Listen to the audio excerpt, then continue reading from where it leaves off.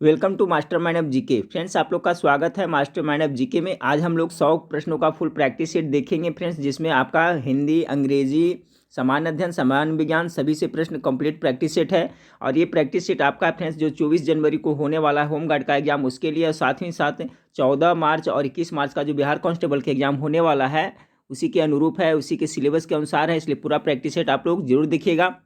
Video अच्छा लगे तो लाइक कर दिया फ्रेंड्स, और रिक्वेस्ट है कि पहली बार विजिट कर रहे हैं चैनल पे, चैनल को सब्सक्राइब नहीं किए तो चैनल को सब्सक्राइब कर बेल आइकन को जरूर दबा दीजिएगा, ताकि महत्वपूर्ण वीडियो का नोटिफिकेशन मिलता रहे। तो चलिए वीडियो को शुरू करते हैं। आज का पहला सवाल हिंदी सेक्शन से आपका है कि निम्नलिखित में से निषिद्ध का विपरीतार्थक शब्द क्या होता है। तो देखिए, निषिद्ध मतलब क्या होता है? प्रतिबंधित होता है, रोक होता है। तो जिसका जो हो जाएगा उल्टा शब्द हो जाएगा, जो विहित हो जाएगा। ठीक है, विहित मतलब नियम के अनुसार जो काम हो रहा है, विहित है। तो निषिद्ध मतलब प्रतिबंधित होता है, वर्जित होता है, इसका उल्टा हो जाएगा विहित। ऑप्शन नंबर सी इसका राइट आंसर होगा। सवाल नंबर 2 को देखिए, निम्नलिखित में से कौन सा सूर्य का पर्यायवाची शब्द है। ठीक है, सिनोनिम पूछा जा रहा है, तो सूर्य को क्या कहते हैं? रवि भी कहा जाता है, आप लोग को पता होगा। ऑप्शन नंबर 20 का राइट आंसर हो जाएगा।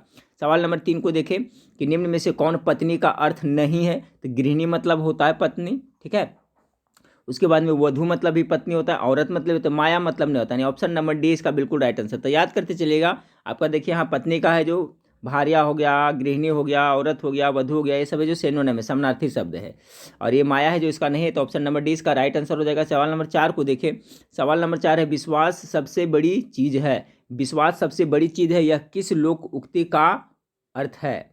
तो सवाल नंबर 4 का हो जाएगा ऑप्शन नंबर ए, मानो तो गंगा न तो बहता पानी। ठीक है, इसी का जो अर्थ है विश्वास सबसे बड़ी चीज है, यह किस लोकोक्ति का अर्थ है? तो मानो तो गंगा न तो बहता पानी। ऑप्शन नंबर ए इसका राइट आंसर होगा 4 का। चलिए सवाल नंबर 5 को देखते हैं। सवाल नंबर 5 आपका है कि छल कपट किस समास का उदाहरण है।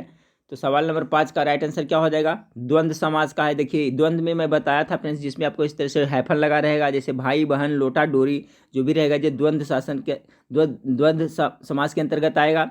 और दिग्गज समास में संख्यावाचक आता है फ्रेंड्स, ठीक है, जैसे त्रिभुज हो गया, दशा षष्ठभुज हो गया, यानी स्टार्टिंग में क्या होगा? षष्ठकोण हो गया। जब उसमें स्टार्टिंग में संख्यावाचक आएगा तो किसको? दिग्गज समास के अंतर्गत आएगा। लेकिन जब इस तरह से द्वंद्व आएगा, आपका हाइफन वाला आएगा, जैसे छल कपट हो गया, दिन रात हो गया, भाई बहन हो गया, तो ये द्वंद्व समास के उदाहरण है। तो 5 का बी हो जाएगा राइट आंसर। चलिए सवाल नंबर 6 को देखें। संस्कृत का सही संधि विच्छेद क्या होगा? तो सम जोड़ क्या होता है? कृत होता है। ऑप्शन नंबर सी इसका बिल्कुल राइट आंसर हो जाएगा। चलिए सवाल नंबर 7 को देखते हैं। भूखे को रोटी दो, इस वाक्य में किस विभक्ति का चिन्ह है? को आ रहा है फ्रेंड्स, तो क्या हो जाएगा इसमें? भूखे को रोटी दो, तो हो जाएगा आपका संप्रदान का के क्यों के लिए हो जाएगा। नहीं, ऑप्शन नंबर ए हो जाएगा, डी बिल्कुल राइट आंसर हो जाएगा। भूखे को रोटी दो, इस वाक्य में किस विभक्ति का चिन्ह है? तो संप्रदान का हो जाएगा। चलिए सवाल नंबर 8 को देखते हैं।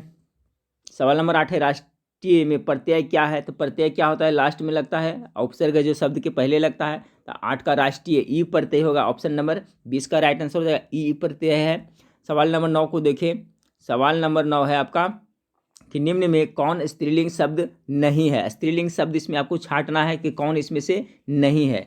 तो पूजा, पूजा स्त्रीलिंग शब्द है। चमक, चमक भी स्त्रीलिंग शब्द। अरहर, अरहर भी है। शहद है जो आपका पुल्लिंग शब्द है। ठीक है, यानी ऑप्शन नंबर डी इसका राइट आंसर हो जाएगा। पूछा जा रहा है कि निम्न से कौन सा स्त्रीलिंग शब्द नहीं है। तो शहद है जो स्त्रीलिंग शब्द नहीं है, पुल्लिंग शब्द है। Option number D correct answer होगा।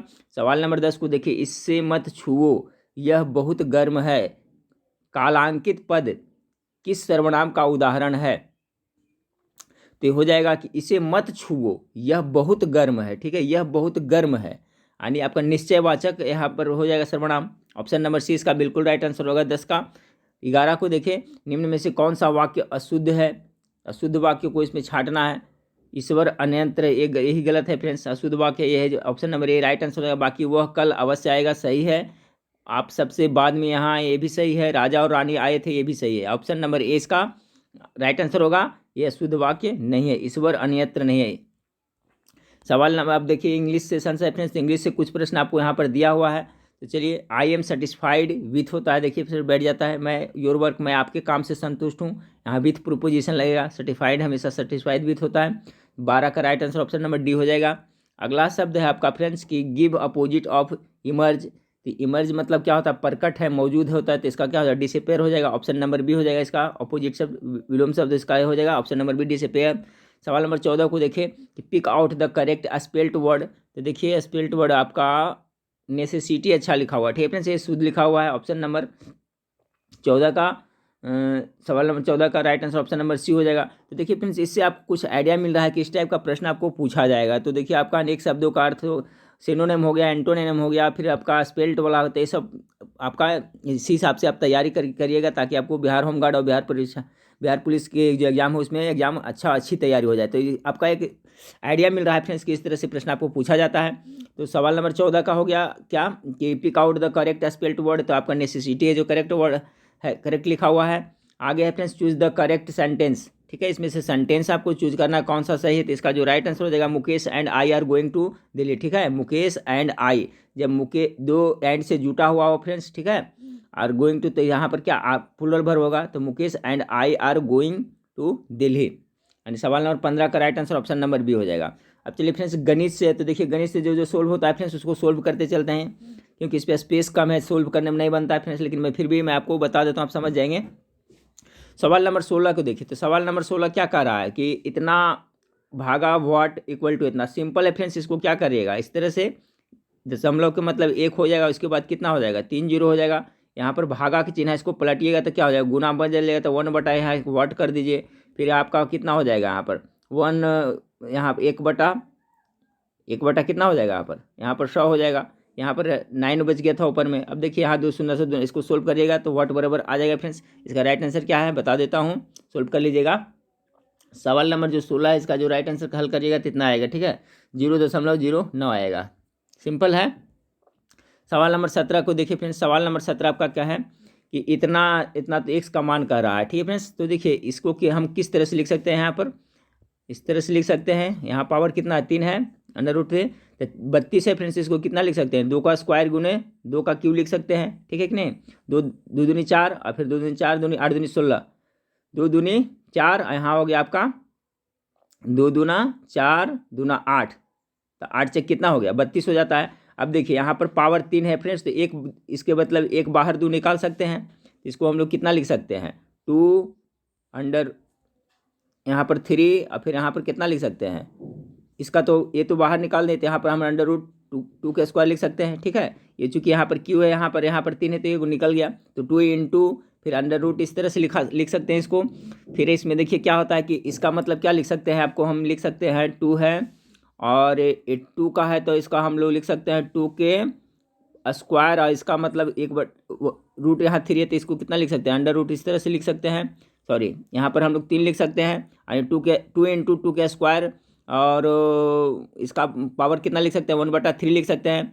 अब देखिए इसमें गुना होगा दोनों में, तो जब गुना होगा तो कितना हो जाएगा, यहाँ पर देखिए यहाँ पर 2 है, तो 2 के पावर कितना है 1 हो जाएगा, इंटू क्या इतना हो जाएगा आपका, यहाँ पर एक गुना होगा तो ये हो जाएगा 2 के पावर कितना 2/3 लिख सकते हैं, 2 के पावर 2/3 लिख सकते हैं। अब देखिए यहाँ पर क्या होता है, गुना में दोनों पावर रहता है क्या जुटता है, तो 2 के पावर 1 और फिर 2 के पावर 2/3, इसको जब जोड़िएगा तो कितना आ जाएगा आपका, इसको जोड़िएगा तो आ जाएगा आपका 2 के पावर 5/3 आ जाएगा, ठीक है। इतना बराबर देखो आपको यहाँ पर दिया हुआ है फ्रेंड्स, कितना दिया हुआ है यहाँ पर 2 के पावर x दिया हुआ है, तो देखिए जब बेस से समान हो जाता है तो x का मान निकल गया, कितना हो जाएगा 5/3 आएगा इसका आंसर, ठीक है। तो इस तरह से बन जाएगा ऑप्शन नंबर ए इसका 17 का जो बिल्कुल राइट आंसर हो जाएगा, ऑप्शन नंबर ए। चलिए हाँ फिर तो सवाल नंबर 18 देखें, कह रहा है पिता एवं पुत्र की आयु का योग कितना है, तब पुत्र का आयु कितना मांगते हैं, x मानते हैं और पिता का कितना मानते हैं y मानते हैं, तो दोनों का योग कितना है 60 वर्ष है। एक इक्वेशन ये हो गया, बेसिक से बनाते हैं। उसके बाद कहता है 5 वर्ष पहले, तो x - 5, ठीक है, 5 वर्ष पहले, तो इसका भी हो जाएगा y - 5 हो जाएगा। 5 वर्ष पहले पिता की आयु पुत्र की आयु की 4 गुनी थी, तो क्या यहाँ पर कितना हो जाएगा 4 से मल्टीप्लाई हो जाएगा, तभी तो समीकरण बड़ा होगा, इक्वल होगा। अब इसको हल करिएगा तो कितना आएगा 4x माइनस कितना 4x माइनस 20 हो जाएगा, ठीक है।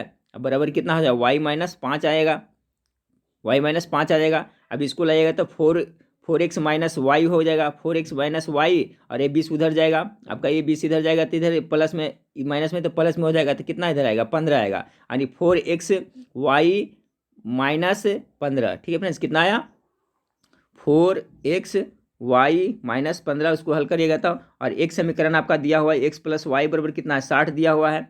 अब देखिए इसको जोड़िएगा तो क्या y से y कटेगा, तो 4 कितना हो गया 5x हो गया, 5x = कितना हो गया 75 हो गया, तो x का मान कितना है 15 × 5 = 75, तो x का वैल्यू कितना आ गया एक्स का वैल्यू आ गया आपका कितना 15 आ गया।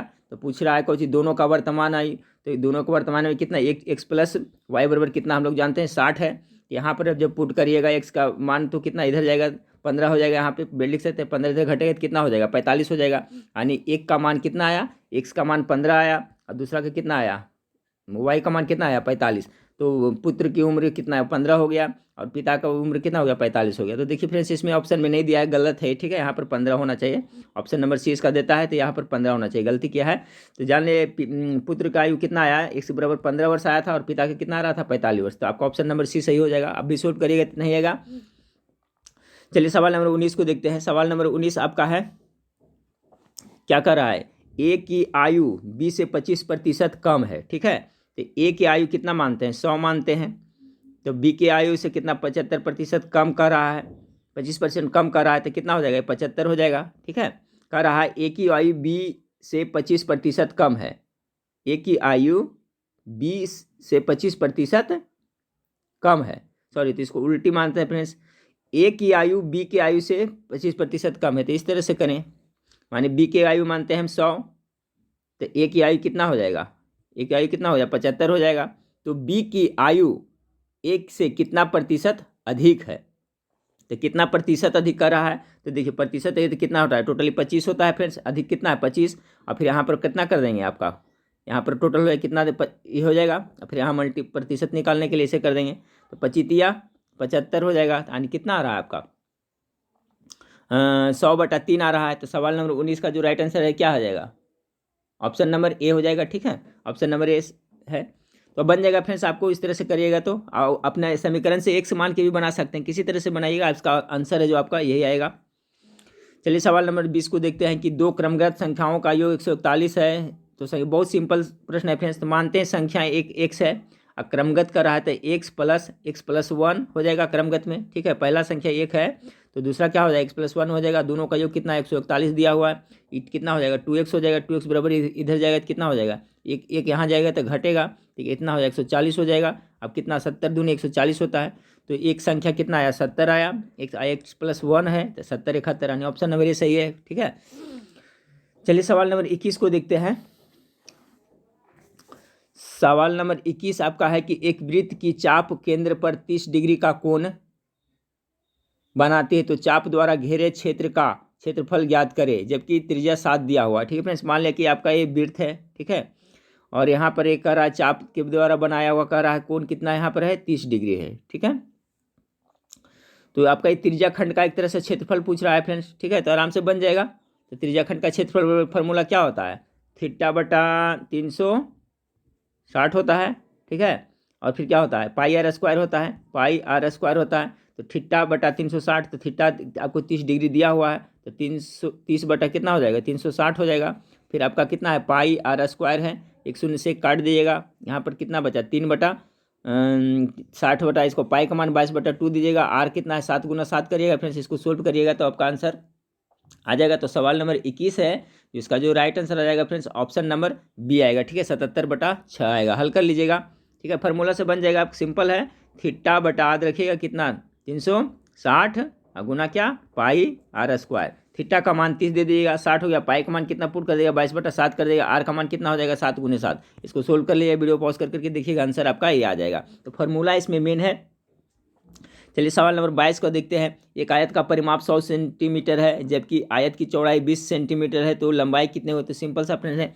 आयत का परिमाप बराबर क्या फार्मूला होता है, आयत का परिमाप बराबर दिया हुआ है कितना 100 बराबर क्या होता है आयत का 2 × लंबाई जोड़ चौड़ाई, तो चौड़ाई मान ली कि लंबाई जो लंबाई को x मान लेते हैं और चौड़ाई तो दिया हुआ है 20 दिया हुआ है, ठीक है। तो कर दिए, यहाँ से काट दिए, पहले इसका हाफ कर दिए, यहाँ 50 हो गया, यहाँ बच गया कितना x+20, तो जब 20 इधर आके घटेगा तो x बराबर कितना आएगा 30 हो जाएगा, ठीक है, x बराबर क्या हो जाएगा 30 हो जाएगा।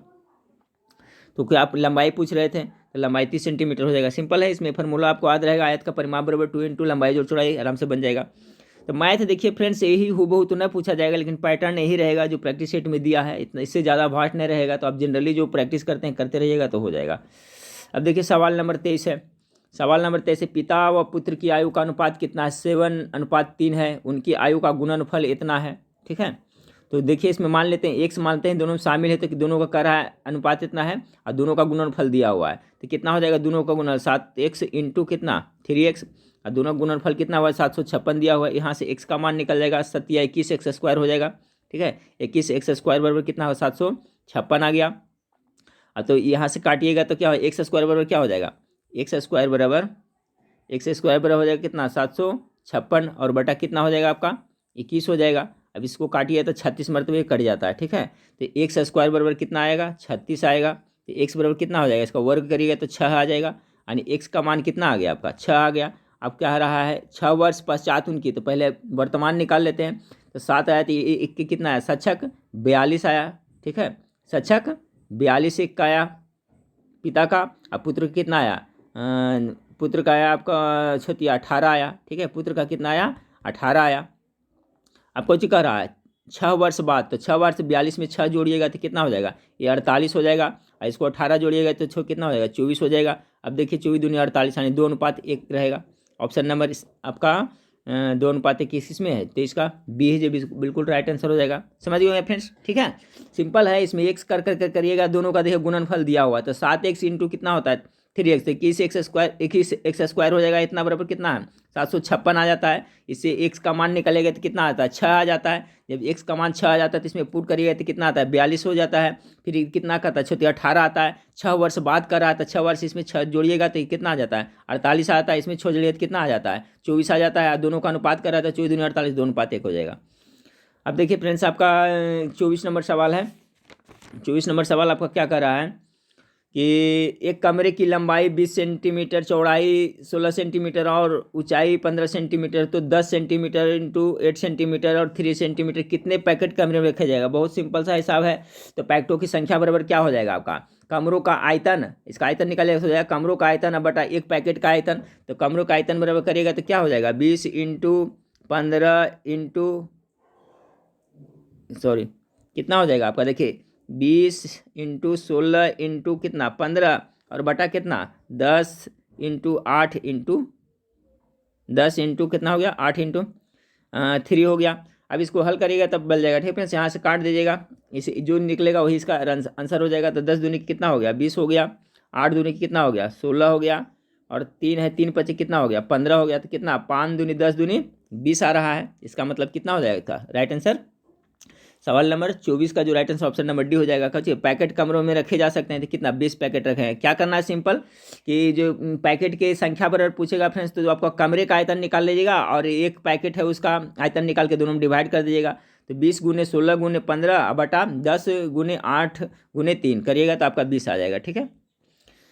देखिए एक्स वाला है फ्रेंड्स, इसको हल कर लीजिएगा, ठीक है। इस पर सोल्व करने में इसमें लंबा जाएगा फ्रेंड्स, और थोड़ा सा लंबा होगा, तो इसको अपना हिसाब से एक्स का मान कर लीजिए निकाल लीजिएगा।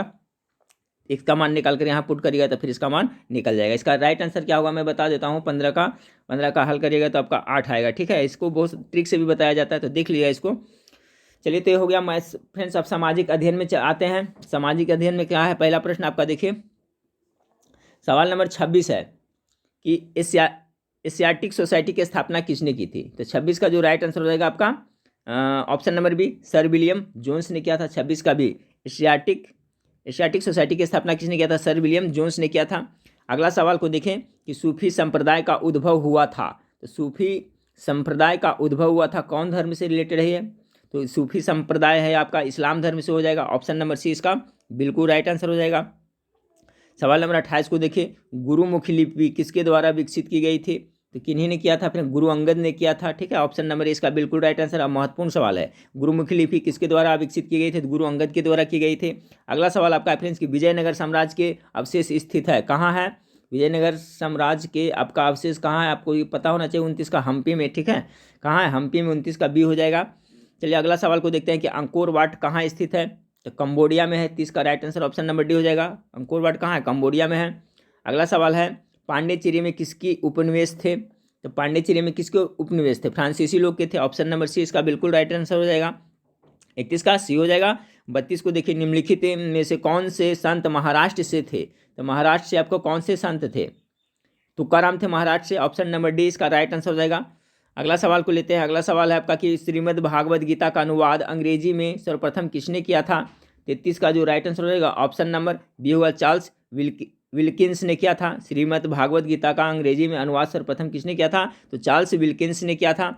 अगला सवाल को लेते हैं। अगला सवाल आपका है कि राष्ट्रीय चिन्ह सिंह स्तंभ कहाँ से लिया गया है? कहाँ से लिया है? सारनाथ से लिया गया है। ऑप्शन नंबर ए इसका राइट आंसर हो जाएगा। अगला सवाल आपका है कि राष्ट्रगान सर्वप्रथम कहाँ पर गाया गया था? सर्वप्रथम राष्ट्रगान यानी कौन? जन गण मन, रविन्द्रनाथ टैगोर जिन्होंने लिखा है। तो सर्वप्रथम कहाँ का अधिवेशन में गाया गया था? कोलकाता का अधिवेशन में गाया था। ऑप्शन नंबर सी इसका बिल्कुल राइट आंसर हो जाएगा। अगला सवाल आपका है कि CR दास और मोतीलाल नेहरू ने स्वराज पार्टी बनाई थी। कब बनाई थी? ये भी याद रखिए, 1923 ईस्वी में स्वराज पार्टी की स्थापना की थी। तो यहाँ पर पहले देखिए सवाल किस तरह से पूछा जाए, इसमें 3 सवाल बन रहा है फ्रेंड्स, सब याद को रखिएगा। सबसे पहले तो स्वराज पार्टी की स्थापना किसने किया था? तो CR दास, चित्तरंजन दास और मोतीलाल नेहरू ने। कब किया था फ्रेंड्स? तो 1923 ईस्वी में किया था। अब कह रहा है 1923 में, तो कह रहा है कि मोतीलाल नेहरू ने पार्टी बनाई थी। कब बनाई थी? तो 36 का हो जाएगा असहयोग आंदोलन के बाद। ठीक है, असहयोग आंदोलन आपका 1920 से 22 चला था फ्रेंड्स, और 23 में आपका स्वराज पार्टी की स्थापना हुआ था। तो आप बना सकते हैं, इसमें तीनों याद रखिएगा। स्वराज पार्टी के संस्थापक CR दास और मोतीलाल नेहरू कब के थे? 1923 ईस्वी में। कब? असहयोग आंदोलन के बाद। अगला सवाल को लेते हैं। अगला सवाल है सिखों के अंतिम गुरु निम्नलिखित में से कौन थे? 37 का राइट आंसर क्या हो जाएगा? सिख के टोटल 10 गुरु हुए थे। 10वें गुरु गुरु गोविंद सिंह थे। ऑप्शन नंबर डी इसका बिल्कुल राइट आंसर हो जाएगा। चलिए अगला सवाल को लेते हैं कि गंगा को उत्तर से दक्षिण ले जाने वाला चोल राजा कौन था? बहुत अच्छा सवाल है। गंगा को उत्तर से दक्षिण ले जाने वाला चोल राजा कौन था? 38 का right answer option number C हो जाएगा, राजेंद्र चोल। कौन? राजेंद्र चोल। अगला सवाल को देखिए कि अंग्रेजों द्वारा कलकत्ता में निर्मित दुर्ग का नाम क्या था? क्या था? फोर्ट विलियम था। अंग्रेजों द्वारा जो कलकत्ता में दुर्ग बनाया गया था उसका नाम क्या था? फोर्ट विलियम था। ठीक है, सवाल नंबर 39 का right answer option number C हो जाएगा। चलिए सवाल नंबर 40 को देखिए, थोड़ा धुंधला दिख रहा है फ्रेंड्स, गौर से सुनिएगा। चंद्रगुप्त द्वितीय और किस नाम से जाना जाता था? चंद्रगुप्त द्वितीय को क्या विक्रमादित्य भी कहा जाता था। 40 का ऑप्शन नंबर सी इसका बिल्कुल राइट आंसर हो जाएगा। अगला सवाल है आपका कि कौन सी विश्व का सर्वाधिक गहरी झील है? गहरी झील सबसे हो जाएगा तो क्या हो जाएगा आपका? बैकाल झील है जो आपका सबसे गहरी झील है। ठीक है, विश्व का सबसे सर्वाधिक गहरी झील हो जाएगा तो बैकाल झील हो जाएगा। और कैस्पियन सागर है जो विश्व का सबसे बड़ा झील है, मीठे पानी का सबसे बड़ा झील है तो सुपीरियर झील है जो उत्तरी अमेरिका में पड़ता है। सबसे गहरा झील आपका हो गया बैकाल झील हो गया। अगला सवाल को लेते हैं, विक्टोरिया जलप्रपात किस नदी पर बनाया गया है? तो ये आपका जम्बजी नदी पर बनाया गया। ऑप्शन नंबर डी इसका राइट आंसर हो जाएगा। अगला सवाल को लेते हैं, पनामा नहर किन दो महासागरों को जोड़ता है? तो पनामा नगर किसको जोड़ता है? प्रशांत महासागर और किसको? प्रशांत महासागर के साथ अटलांटिक महासागर के साथ में, यानी ऑप्शन नंबर बी इसका है जो बिल्कुल राइट आंसर हो जाएगा। यानी आपका पनामा नहर किन दो महासागरों को जोड़ता है? तो आपको प्रशांत महासागर और अटलांटिक महासागर को जोड़ता है। अगला सवाल को देखिए। अगला सवाल है, निम्नलिखित में से किस महाद्वीप को महाद्वीपों का महाद्वीप कहा जाता है? महाद्वीपों का महाद्वीप किसे कहा जाता है? 44 का जो राइट आंसर होगा फ्रेंड्स ऑप्शन नंबर ए हो जाएगा। ठीक है, निम्नलिखित में से किस महाद्वीप को महाद्वीपों का महाद्वीप कहा जाता है? तो एशिया महादेश को कहा जाता है। अगला सवाल देते हैं, विश्व का सबसे बड़ा द्वीप कौन है? बहुत इंपॉर्टेंट सवाल है। द्वीप कौन हो जाएगा आपका? तो ग्रीनलैंड है जो सबसे आपका बड़ा द्वीप है। याद रखिएगा, सबसे बड़ा द्वीप पूछेगा तो ग्रीनलैंड हो जाएगा। ठीक है, और सबसे बड़ा महाद्वीप यानी महादेश पूछेगा तो एशिया हो जाएगा। ठीक है, और सबसे छोटा ऑस्ट्रेलिया, सबको पता है। लेकिन अगर सिर्फ द्वीप रहेगा, द्वीप और महाद्वीप में बहुत अंतर हो जाता है फ्रेंड्स। ठीक है, द्वीप पूछेगा तो ग्रीनलैंड हो जाएगा, महाद्वीप या महादेश पूछेगा तो एशिया हो जाएगा। इस पर ध्यान दीजिएगा। अगला सवाल को देखें कि निम्नलिखित में से कौन नदी का निक्षेपात्मक स्थल रूप नहीं है? तो 46 का जो राइट आंसर हो जाएगा ऑप्शन नंबर सी हो जाएगा, नदी विसर्प या मियांडर। ठीक है, मियांडर। कारण निम्नलिखित में से कौन नदी का निक्षेपात्मक स्थल रूप नहीं है? तो ऑप्शन नंबर सी इसका बिल्कुल राइट आंसर होगा। चलिए सवाल नंबर 47 को देखिए। सवाल नंबर 47, निम्न में से कौन सा गीजर भारत के बिहार प्रांत में स्थित है? तो देखिए भारत में आपका सीताकुंड गया डिस्ट्रिक्ट में पड़ता है। याद रखिए अपने सीताकुंड गीजर जो है आपका कहाँ पड़ता है? तो बिहार के गया जिला में पड़ता है सीताकुंड। अगला सवाल को देखते हैं कि संसार का सबसे बड़ा मरुस्थल कौन है? तो सबसे बड़ा मरुस्थल आपका सहारा मरुस्थल है। ऑप्शन नंबर आपका सी बिल्कुल राइट आंसर हो जाएगा। अगला सवाल को देखें, निम्नलिखित में से किस महासागर को छिपता हुआ महासागर कहा जाता है? बहुत महत्वपूर्ण सवाल है। तो 49 का जो राइट आंसर हो जाएगा ऑप्शन नंबर डी हो जाएगा। आर्कटिक महासागर को क्या कहा जाता है? छिपता हुआ महासागर कहा जाता है। किसे? आर्कटिक महासागर को छिपता हुआ महासागर कहा जाता है। ऑप्शन नंबर डी इसका करेक्ट आंसर हो जाएगा। सवाल नंबर 50 को देखिए। सवाल नंबर आपका 50 है कि बेरिंग जल डमरू अलग करता है। बेरिंग जल डमरू किसको किसको अलग करता है फ्रेंड्स? तो इसका जो राइट आंसर क्या होगा, सवाल नंबर 50 का जो right answer option number A हो जाएगा। ठीक है, आर्कटिक महासागर को प्रशांत महासागर से आपको जोड़ता है बेरिंग जलडमरू, अलग करता है। तो आर्कटिक महासागर को प्रशांत महासागर से अलग करता है कौन सा, तो बेरिंग जलडमरू। ऑप्शन नंबर आपका ए बिल्कुल राइट आंसर हो जाएगा 50 का। चलिए सवाल नंबर 51 को देखते हैं। सवाल नंबर 51 आपका है कि भारत में कौन सा राज्य सेब का सर्वाधिक उत्पादक है। इसका जवाब आप हमें आपको कमेंट करके बताइएगा। ठीक है फ्रेंड्स, मैं ऑप्शन बता देता हूं कि भारत में कौन सा राज्य सेब का सर्वाधिक उत्पादक है। ऑप्शन ए में जम्मू कश्मीर, बी में उत्तर प्रदेश, सी में असम और डी में हिमाचल प्रदेश। इसका राइट आंसर क्या होगा आप हमें कमेंट करके बताइएगा। भारत में कौन सा राज्य सेब का सर्वाधिक उत्पादक है। ठीक है, ऑप्शन आपके सामने दिया हुआ है, जम्मू और कश्मीर, उत्तर प्रदेश, असम और हिमाचल प्रदेश। तो राइट आंसर क्या होगा फ्रेंड्स, आप लोग हमें कमेंट करके बताइएगा सवाल नंबर 51 का। चलिए सवाल नंबर 52 को देखते हैं। सवाल नंबर 52 है, कौन सी नदी फसल महाराष्ट्र में पैदा नहीं है। कौन सी नगदी होना चाहिए फसल महाराष्ट्र में पैदा नहीं होती है। तो नकदी फसल कौन सा नहीं होता है, हाँ गेस करें। 52 का जो राइट आंसर होगा friends option number C, rubber यहाँ जो नहीं होता है, वो आपको केरला तरफ रबर होता है। ठीक है, इधर नहीं होता है। तो कौन सी नगदी फसल महाराष्ट्र में पैदा नहीं होती, तो गन्ना होता है, तिलहन होता है, कपास होता है, रबर नहीं होता है। अगला है फ्रेंड्स, बुलर बैराज योजना किस राज्य से संबंधित है। 53 का जो राइट आंसर होगा ऑप्शन नंबर भी होगा जम्मू कश्मीर से, क्योंकि वहाँ बुलर झील भी है, डल बुलर झील आपको जम्मू कश्मीर में पड़ता है। तो बुलर बैराज योजना है जो आपको जम्मू कश्मीर से संबंधित है। चलिए सवाल नंबर 54 को देखते हैं। सह्याद्री पर्वत स्थित है, बहुत अच्छा सवाल है, पूछा जाता है, बार बार ये पूछा जाता है। तो सह्याद्री पर्वत आपको कौन सा राज्य में पड़ता है, तो महाराष्ट्र राज्य में पड़ता है। ऑप्शन नंबर ए इसका बिल्कुल राइट आंसर हो जाएगा। अगला सवाल को देखिए, भारत और श्रीलंका के बीच कौन सा द्वीप है। कौन सा द्वीप है भारत और श्रीलंका के बीच में, तो 55 का हो जाएगा रामेश्वर द्वीप है, जो भारत और श्रीलंका के बीच में द्वीप है, रामेश्वर द्वीप याद रखिएगा। अगला सवाल को लेते हैं। अगला सवाल, मंत्रिमंडल में सम्मिलित होते हैं, कौन सम्मिलित होते हैं। 56 का जो राइट आंसर होगा फ्रेंड्स आपका, जो मंत्रिमंडल उसमें केवल कैबिनेट स्तर के मंत्री होते हैं। तो ऑप्शन नंबर 20 का बिल्कुल राइट आंसर होगा 56 का बी हो जाएगा, कि मंत्रिमंडल में सम्मिलित होते हैं तो कैबिनेट स्तर के मंत्री सम्मिलित होते हैं। ठीक है, न कि कैबिनेट एवं राज्य मंत्री, राज्य व उपराज्य मंत्री या मंत्रिपरिषद के सभी सदस्य। ध्यान रखिएगा, बहुत अच्छा सवाल है। मंत्रिमंडल में सम्मिलित होते हैं कौन, तो केवल कैबिनेट स्तर के मंत्री। सवाल नंबर 57 को देखें कि राज्यसभा कब भंग होती है।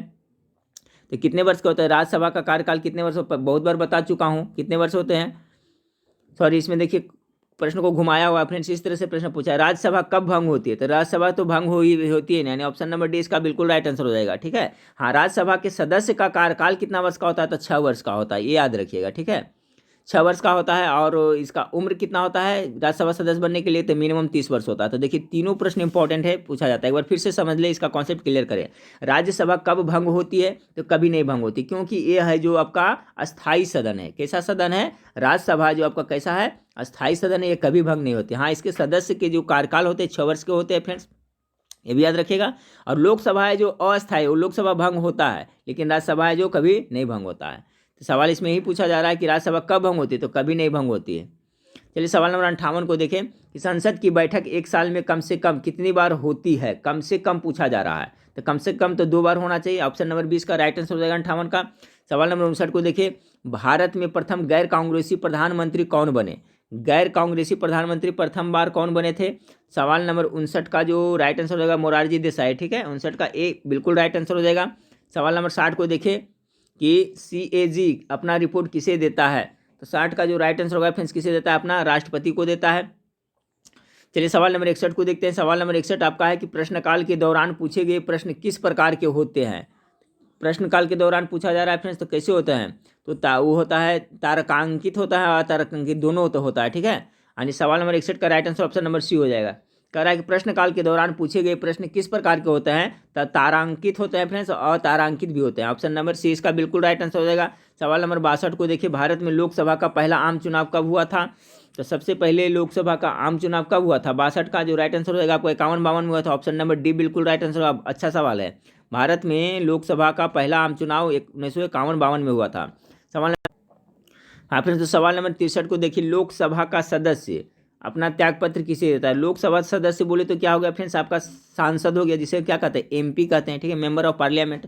तो देखिए लोकसभा का जो सदस्य है वो त्याग पद किसे देता है, लोकसभा अध्यक्ष को देता है, यानी ऑप्शन नंबर सी इसका बिल्कुल राइट आंसर हो जाएगा। बहुत ही इंपॉर्टेंट सवाल है। फिर पूछा जाता है लोकसभा के अध्यक्ष है जो किसको त्याग पद देता है, तो जो ये देगा लोकसभा का जो उपाध्यक्ष है उसको त्याग देता है। लेकिन यहाँ पूछा जा रहा है लोकसभा का सदस्य अर्थात क्या, MP मेंबर ऑफ पार्लियामेंट, जिसे हम सांसद कहते हैं, तो सांसद लोग है जो अपना त्याग पद किसे देगा, लोकसभा के अध्यक्ष को देता है।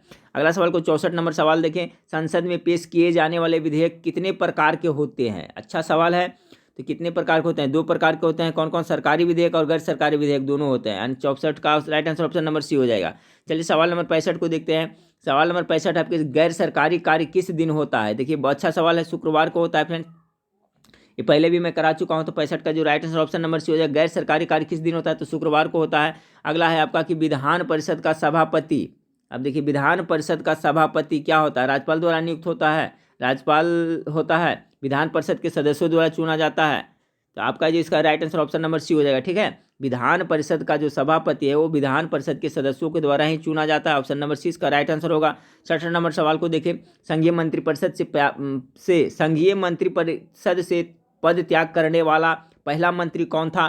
तो देखिए संघीय मंत्रिपरिषद से पद त्याग करने वाला पहला मंत्री आपका श्यामा प्रसाद मुखर्जी थे। ऑप्शन नंबर डी इसका बिल्कुल राइट आंसर हो जाएगा। अगला सवाल को देखिए, अगला सवाल आपका आ गया, संसद का चुनाव लड़ने के लिए प्रत्याशी की न्यूनतम आयु कितनी होनी चाहिए। न्यूनतम आयु कितनी होनी चाहिए बताएं फ्रेंड्स, आप लोग गेस करें।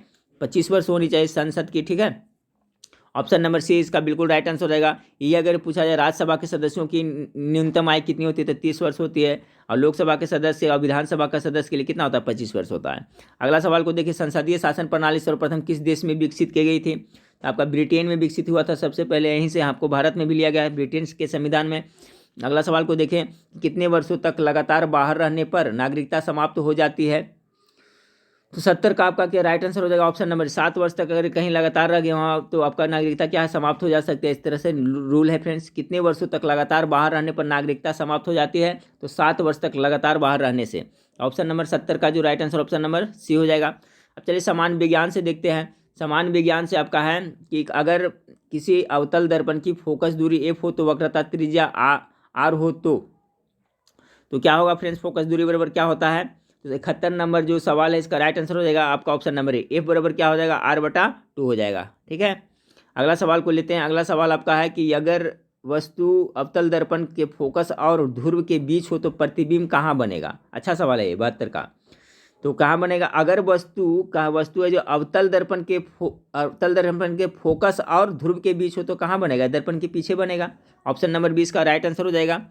अगला सवाल को लेते हैं। अगला सवाल है कि किसी उत्तल लेंस की फोकस दूरी हमेशा होती है, क्या होती है, 73 का। तो ये हमेशा पॉजिटिव होती है फ्रेंड्स। याद रखिएगा, किसी भी उत्तल लेंस की जो फोकस दूरी होती है क्या होता है, पॉजिटिव होता है, यानी ऑप्शन नंबर ए इसका बिल्कुल राइट आंसर हो जाएगा। अगला सवाल, ओम का नियम। तो ओम का नियम फार्मूला क्या होता है फ्रेंड्स, मेरे ख्याल से आप लोग को पता होगा, V बराबर क्या होता है, IR होता है। 74 का जो right answer option number A हो जाएगा। ठीक है, ओम का नियम वही है ना, V = IR। चलिए अगर सवाल नंबर 75 को देखते हैं कि विराम से मुक्त रूप से गिरते हुए पिंड द्वारा तय की गई दूरी समानुपाती होती है। तो 75 का जो राइट आंसर हो जाएगा आपका गिरने के समय के वर्ग का समानुपाती होता है। देखिए विराम से मुक्त रूप में गिरते हुए पिंड द्वारा तय की गई दूरी समानुपाती होती है, तो किसका होता है, गिरने के समय के वर्ग के समानुपाती होती है। सवाल नंबर 76 को देखिए। सवाल नंबर 76, दो पिंडों के बीच गुरुत्वाकर्षण का बल निर्भर नहीं करता है, किस पे निर्भर नहीं करता है। 76 का राइट आंसर ऑप्शन होगा ऑप्शन नंबर सी, उनके द्रव्यमान के योग पर निर्भर नहीं करता है। कह रहा है दो पिंडों के बीच गुरुत्वाकर्षण का बल निर्भर नहीं करता है, तो उनके द्रव्यमान के योग पर नहीं निर्भर करता है, बाकी उनके बीच की दूरी पर निर्भर करता है, उनके द्रव्यमानों के गुणनफल पर निर्भर करता है, गुरुत्वाकर्षण के नियतांक पर निर्भर करता है। जबकि दो पिंडों के बीच गुरुत्वाकर्षण का बल आपका उसके द्रव्यमान के योग पर निर्भर नहीं करता है। ऑप्शन नंबर सी इसका करेक्ट आंसर हो गया। सवाल नंबर 98 न्यूटन भार के पिंड का द्रव्यमान होगा, कितना होगा फ्रेंड्स। 77 का जो आपका राइट आंसर हो जाएगा ऑप्शन नंबर बी हो जाएगा, कितना हो जाएगा 9.8 kg हो जाएगा। ठीक है, कितना हो जाएगा 9.8 kg हो जाएगा। गुरुत्वीय त्वरण का मान कितना होता है 9.8 ही होता है ना। 77 का right answer option number B हो जाएगा। चलिए सवाल नंबर आपका है प्रतिध्वनि का कारण क्या है। 78 का तो क्या होता है, प्रवर्तन होता है, ध्वनि का प्रवर्तन, जो प्रतिध्वनि सुनाई देता है जिसे हम बोलते हैं, तो जो आवाज़ टकरा करके आता है, तो प्रतिध्वनि का क्या, ध्वनि का प्रवर्तन के कारण होता है, याद रखिएगा। ऑप्शन नंबर बी इसका बिल्कुल राइट आंसर है। देखिए सिंपल सा लग रहा है फ्रेंड्स, ये एग्जाम में कभी कभी कन्फ्यूज होता था। याद रखिए प्रतिध्वनि का कारण क्या है, ऑप्शन इस तरह से दिया रहेगा, ध्वनि का अपवर्तन, ठीक है, विवर्तन, कुछ भी दिया रहेगा, लेकिन ध्वनि के परावर्तन के कारण होता है। चलिए सवाल नंबर 79 को, तरंग ध्वनि तरंग की आवृत्ति 200 हर्ट्ज है तो आवर्तकाल कितना होगा, इसका निकाल लेगा फॉर्मूला से फ्रेंड्स। इसका राइट आंसर मैं बता देता हूँ, ऑप्शन नंबर ए हो जाएगा, ठीक है, 79 का। चलिए 80 नंबर सवाल को देखिए। 80 नंबर सवाल है, अनुदैर्ध्य तरंग के बीच की दूरी कितना होता है। तो सवाल नंबर 80 का जो राइट आंसर होगा फ्रेंड्स, ऑप्शन नंबर ए हो जाएगा, अनुदैर्ध्य तरंग के बीच की दूरी कितनी होती है, तो इतनी। चलिए अगला सवाल को लेते हैं। अगला सवाल आपका है 81 नंबर सवाल को देखते हैं कि गैसों के कणों के बीच आकर्षण बल होता है, क्या होता है। बहुत अच्छा सवाल है। गैसों के कणों के बीच जो आकर्षण बल होता है, जो क्या होता है, कम होता है गैस के कणों के बीच, ठीक है। ऑप्शन नंबर बी जो बिल्कुल राइट आंसर होगा। ठोस में अधिक होता है लेकिन गैस में क्या होता है, कम होता है। इस सवाल ही पूछा जा रहा है, गैसों के कणों के बीच आकर्षण बल होता है कितना तक, कम होता है। 81 का right answer option number B हो गया। सवाल नंबर 82 को देखें, 20 डिग्री सेल्सियस का केल्विन स्केल में होता है, कितना हो जाएगा। 20 डिग्री का जब केल्विन में परिवर्तन करिए तो कितना आएगा आपको, 293 आ जाएगा, ठीक है। 273 होता है फ्रेंड्स, इसमें 20 जोड़ दिए, कितना आता है, 83 10 93 आएगा ना। 20 डिग्री सेल्सियस, तो सेल्सियस को केल्विन में बदलने के लिए क्या करेंगे, 273 उसमें जोड़ा जाता है, ठीक है। तो सिंपल सा है, 20 डिग्री सेल्सियस है और प्लस कितना कर देगा, 273 कर दीजिएगा। तो देखिए 273 20 कितना होता है, 293, तो यही आपका केल्विन में कन्वर्ट हो जाता है। तो याद रखिएगा सेल्सियस को केल्विन में बदलने के लिए कितना जोड़ा जाता है, 273 जोड़ा जाता है। तो आपका 82 नंबर सवाल का राइट आंसर क्या हो जाएगा, ऑप्शन नंबर सी हो जाएगा। अगला सवाल को देखते हैं। अगला सवाल आपका है कि किसी ठोस के इकाई द्रव्यमान को द्रव अवस्था में बदलने में बिना ताप बदले जितनी ऊष्मा लगती है उस ठोस का कहलाता है, क्या कहलाता है। तो 83 नंबर सवाल का राइट आंसर द्रवण ऊष्मा कहलाता है। किसी ठोस के इकाई द्रव्यमान को द्रव अवस्था में बदलने में बिना ताप बदले जितनी ऊष्मा लगती है वह उस ठोस का क्या कहलाता है, तो द्रवण ऊष्मा कहलाता है। अगला सवाल को देखिए। अगला सवाल आपका है कि 2 या 2 से अधिक घुलनशील द्रवों जिनके क्वथनांक का अंतर 25 केल्विन से कम होता है के मिश्रण को पृथक किया जा सकता है। किस तरह से इसको मिश्रण को अलग किया जाता है, प्रभाजी आसमान के द्वारा किया जा सकता है। सवाल एक बार फिर से सुने। 2 या 2 से अधिक घुलनशील द्रवों को जिनके क्वथनांक का अंतर कितना 25 केल्विन है से कम होता है तो मिश्रण के पृथक किया जा सकता है, तब प्रभाजी आसमान के द्वारा पृथक किया जा सकता है। अगला सवाल है आपका फ्रेंड्स कि इनमें से कौन सा उपधातु है, उपधातु कौन है। 85 का क्या हो जाएगा, जर्मेनियम हो जाएगा, आपका उपधातु के अंतर्गत आता है। ऑप्शन नंबर डी इसका बिल्कुल राइट आंसर है। अगला सवाल है सोडियम सल्फाइड का सूत्र क्या होता है, तो सोडियम सल्फाइड का सूत्र क्या होता है, 86 का Na2S हो जाएगा। ऑप्शन नंबर सी इसका राइट आंसर होगा, सोडियम सल्फाइड का सूत्र ये होता है। अगला है आपका कि निम्नलिखित में से कौन आयन है, आयन के बारे में पूछा जा रहा है। तो 87 का आयन क्या हो जाएगा, देख रहे हैं यहाँ पर ये दिखा रहा है फ्रेंड्स, माइनस या प्लस में दिखा रहा है, यही हो जाएगा आपका आयन हो जाएगा। चलिए अगला सवाल को देखते हैं कि इनमें से कौन धन आवेशित कण है। तो धन किस पे होता है, न्यूट्रॉन तो क्या होता है, न्यूट्रल होता है, इस पर कोई आवेश नहीं होता है। इलेक्ट्रॉन पे क्या होता है, आपका माइनस होता है। और प्रोटॉन पे क्या होता है, धन आवेश होता है। तो ऑप्शन नंबर सी इसका राइट आंसर हो जाएगा, ठीक है। चलिए अगला सवाल आपका है कि एक परमाणु की त्रिज्या, देखिए बार बार पूछा जाता है, परमाणु की त्रिज्या पूछा जा रहा है। एक परमाणु की त्रिज्या कितना सेंटीमीटर होते हैं। तो 89 का जो राइट आंसर होगा फ्रेंड्स, ऑप्शन नंबर ये हो जाएगा 10 के पावर -8 सेंटीमीटर। एक परमाणु की त्रिज्या कितना होता है, इतना होता है। ऑप्शन नंबर ए इसका बिल्कुल राइट आंसर होगा। चलिए सवाल नंबर 90 को देखें कि द्रव्यमान संख्या बराबर होता है किसका होता है, तो N+P। देखिए मैं बहुत बार बताया हूँ, द्रव्यमान संख्या बराबर होता है न्यूट्रॉन की संख्या जोड़ प्रोटॉन की संख्या, ठीक है। याद रखिए, आप प्रोटॉन की संख्या बराबर होता है इलेक्ट्रॉन की संख्या, ये भी याद रखिए। प्रोटॉन की संख्या बराबर इलेक्ट्रॉन की संख्या बराबर परमाणु क्रमांक होता है। द्रव्यमान संख्या बराबर पूछे तो क्या होता है, न्यूट्रॉन प्लस प्रोटॉन होता है, याद रखिएगा। चलिए अगला सवाल आपको देखते हैं कि प्रकाश संश्लेषण के द्वारा किसकी उत्पत्ति होती है।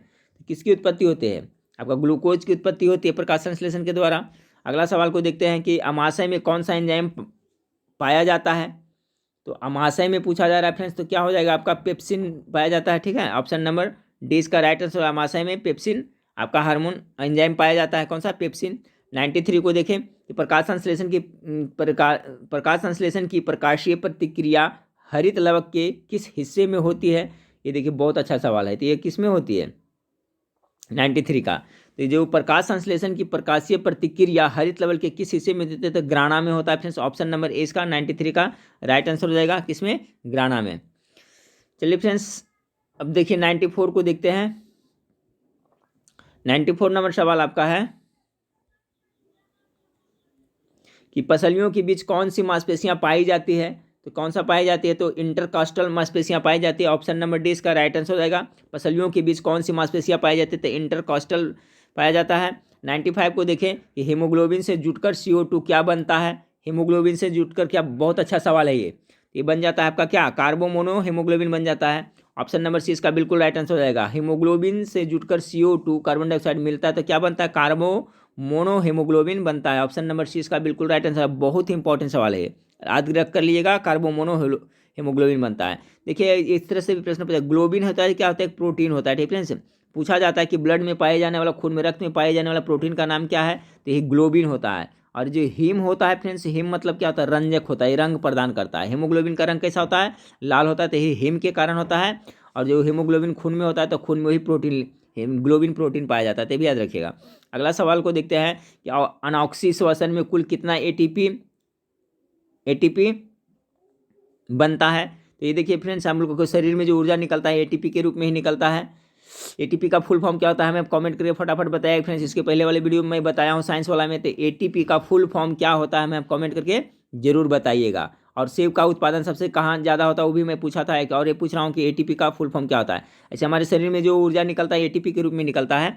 चलिए अगला सवाल है, क्या इसमें सवाल क्या था फ्रेंड्स कि अनऑक्सी श्वसन में कुल कितना एटीपी बनता है। तो 96 का राइट आंसर होगा 2 एटीपी बनता है, ठीक है। एटीपी के हमें फुल फॉर्म बताइएगा आप लोग। अगला सवाल को देखते हैं कि इनमें से किसके कारण रक्त लाल दिखाई देता है। अभी मैंने बताया हेमोग्लोबिन के कारण है जो रक्त लाल दिखाई देता है। ग्लोबिन याद रखिएगा, ब्लड में पाया जाने वाला क्या प्रोटीन है। अब देखिए फ्रेंड्स, इसमें दो शब्द आया हुआ हिपैरिन। देखिए हिपैरिन का कारण क्या, हमारे पूछा जाता है कि हमारे शरीर के अंदर जो ब्लड जमता क्यों नहीं है, थक्का क्यों नहीं बनता, तो यही आपका हिपैरिन नामक पदार्थ हमारे शरीर में रहता है फ्रेंड्स, यही कारण शरीर के अंदर खून नहीं जमता है। फाइब्रिनोजन फ्रेंड्स, तो क्या होता है, इससे आपका खून जमाने में, थक्का जाने में मदद करता है, तो ये भी याद रखिएगा। तो आपका किसके कारण रक्त लाल दिखता है, हीमोग्लोबिन के कारण। 98 को देखिए, कौन रक्त प्लाज्मा से नहीं छनता है, कौन रक्त प्लाज्मा से नहीं छनता है। तो सवाल नंबर 98 का राइट आंसर होगा आपका प्रोटीन, ठीक है। कौन रक्त प्लाज्मा से नहीं छनता है, तो प्रोटीन है जो आपका रक्त प्लाज्मा से नहीं छनता है। बाकी ग्लूकोज, एमिनो अम्ल, यूरिया ये सब छनता है। अच्छा सवाल है फ्रेंड्स, फिर से एक बार देखें कि कौन रक्त प्लाज्मा से नहीं छनता है, तो प्रोटीन नहीं छनता है। अगला सवाल को देखें, सेक्स क्रोमोसोम की खोज किसने की थी। तो किसने किया था, सेक्स क्रोमोसोम की खोज मॉर्गन ने किया था। ऑप्शन नंबर सी इसका राइट आंसर हो जाएगा फ्रेंड्स। मनुष्य में कितने जोड़े क्रोमोसोम पाए जाते हैं, सबको पता है फ्रेंड्स, कितने में पाए जाते हैं, तो 23 जोड़ा पाए जाते हैं, ठीक है। 23 जोड़ा टोटल बोले तो कितना, 46 पाया जाता है। तो सेक्स क्रोमोसोम का खोज मॉर्गन ने किया था। इस वीडियो का लास्ट सवाल को देखते हैं फ्रेंड्स कि सरदार सरोवर बांध किस नदी पर है। चलिए बताइए आप लोग फटाफट गेस करिए। तो नर्मदा नदी पर आपका सरदार सरोवर बांध है। तो देखिए 100 प्रश्न था, प्रैक्टिस सेट था फ्रेंड्स, ठीक है। इसी तरह से मैं आपको इंपॉर्टेंट जीके जीएस और प्रैक्टिस सेट प्रोवाइड करता जाऊंगा फ्रेंड्स। और इस वीडियो के नीचे जो लिंक दिया हुआ है मेरा वेबसाइट का नाम है फ्रेंड्स आपका जीके मास्टरमाइंड, ठीक है। जीके मास्टरमाइंड खोलिएगा या तो लिंक के थ्रू जाएं फ्रेंड्स, वहाँ पर जाकर के बहुत सारा प्रैक्टिस सेट है, आप फ्री ऑफ कॉस्ट वहाँ पर देख सकते हैं। तो नेक्स्ट वीडियो में फिर मिलते हैं फ्रेंड्स, देखने के लिए थैंक यू, धन्यवाद।